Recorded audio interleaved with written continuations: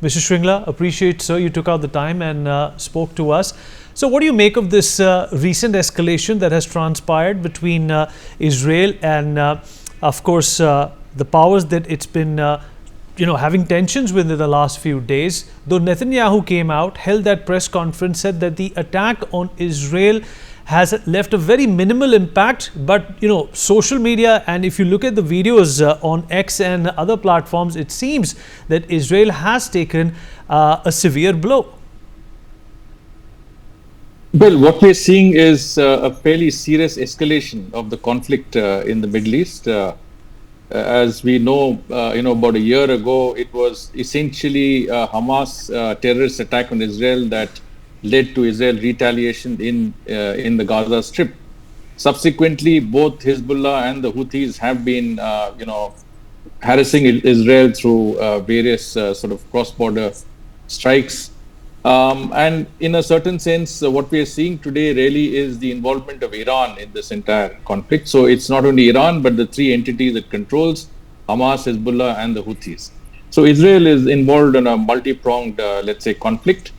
I think it is entering a more serious phase.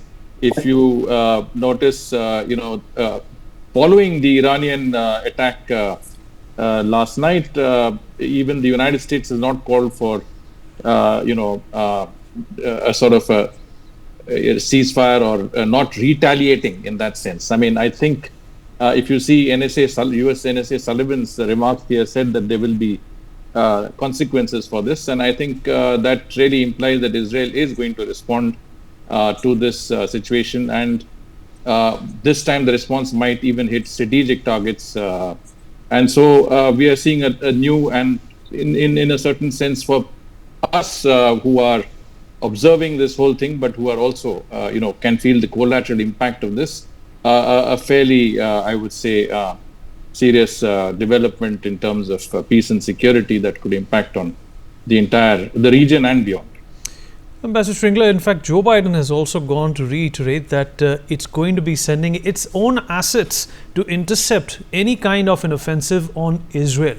What kind of a likelihood, will that create for other powers also to come and join this offensive, this attack, this war, perhaps? Well, the US has already spoken about the fact that its naval destroyers in the region have intercepted several missiles. Not only them, but the UK has also claimed that their fighter aircraft had intercepted missiles. Other allies and partners have also been involved in that effort to provide security for Israel. And I think a reference was made to Jordan also, over whose territory some of the missiles were shot down. So you're seeing a sort of a coalition, and I think all of them believe that Israel has a right to self-defense. And if you see, Prime Minister Modi's statement when he spoke to Prime Minister Netanyahu a few days ago, he says terrorism has no place in the world, but at the same time, countries like India want a stop to any escalation in the Middle East, and of course, issues like safety of hostages, etc., is important to all of us. Mr. Shringla, well, the ever-efficient question that needs to be also talked about here, sir, is what is going to be India's position? Obviously, India has been a very vocal supporter of Israel. The Prime Minister very recently also went out to put out a hint that it is with Israel when it comes to standing against terrorism. And Netanyahu, in his latest speech also, sir, went on to reiterate that even what Iran has done, it's not war, it's a terrorist attack. So, of course, the messaging is quite clear here. Yeah, as I said, I mean, yeah, Mr. Shringla, that's for you. That's for you. As I said, Prime Minister has conveyed in his conversation to Prime Minister Netanyahu that terrorism has no place in our world. But at the same time, I think India's position is that we want to prevent regional escalation. We have a lot of at stake in the Middle East, and we want to ensure that this does not become a wider conflagration. And in that context, Prime Minister also said we are committed to supporting efforts for an early restoration of peace. And he was talking more on the Israel-Gaza issue, but also, on Israeli incursions in Lebanon, which have just begun. And I think as we speak, you have Israeli infantry and armor moving into parts of the border with Lebanon in what is being described as a limited offensive. But nonetheless, it represents an escalation in the conflict, which is pretty serious. Mr. Shringla, what about the other powers in the Arab world? Saudi Arabia has said that it really is in no mood right now to take up the Palestinian issue. Of course, and on the other side of the fence, there are intellectual conversations about this turning into a full-fledged war, with other countries also being involved in it. Some people are also referring to the title of World War III. Do you think that's going to happen with a number of these Arab countries not really wanting to, in fact, muddy their hands with what's happening in Lebanon and Iran?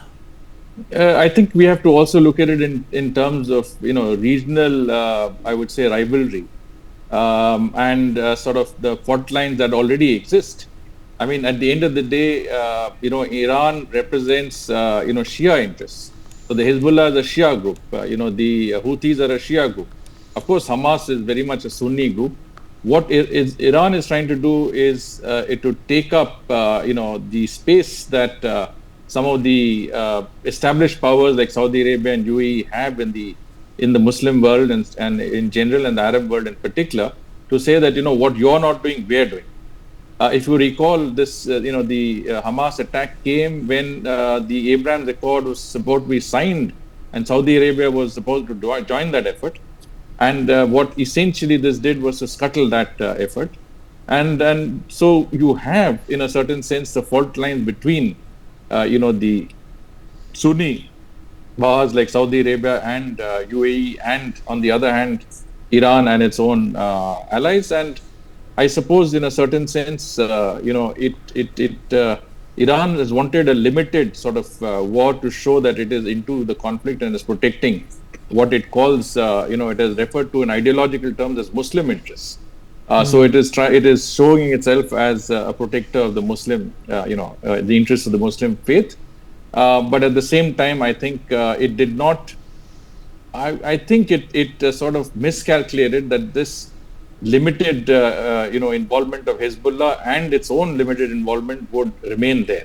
I think today what has happened is that some, in a certain sense, because of what has happened in Lebanon and the elimination of the Hezbollah top leadership, and also the fact that Israel has proven that it can strike right deep in the heart of the Iranian establishment in Tehran itself, is also a sort of indication that this conflict could escalate beyond what Iran has wanted it to. So perhaps I think there is some miscalculation there. But at the same time, Israel cannot, I think, go beyond a certain point. I think it has to know that there are certain limits that can be reached, but beyond that, it becomes very, very risky all round. Right, Mr. Shringla, before I go to Mr. Tal, one more question. Where does this actually put Iran? Do you think that they would find themselves on the precipice of a precarious situation? On one hand, they've been trying to ward off these sanctions, which have been applied on them for years now. And on the other hand, they find themselves, of course, those human rights violations that the world flagged a few months ago, and now this war like situation that Iran finds itself in. What kind of a situation do you assess Iran is in right now? Is it stuck between the devil and the deep blue sea? I think it finds itself in a difficult place, because if the conflict escalates, Israel retaliates, it takes on a greater salience, then of course it will also draw the attention of, I would say, greater sort of efforts to contain it, which means that sanctions will increase. And at this point of time, when Hezbollah and Hamas have been worn down, and they will need to replenish their equipment and their, let's say, resources, Israel might find itself pretty hamstrung in that effort. So, in a certain sense, it does run the risk of actually, as I said, miscalculating in a manner that could be detrimental to its interests at this point of time. For more such videos, subscribe to the NewsX YouTube channel, hit the bell icon.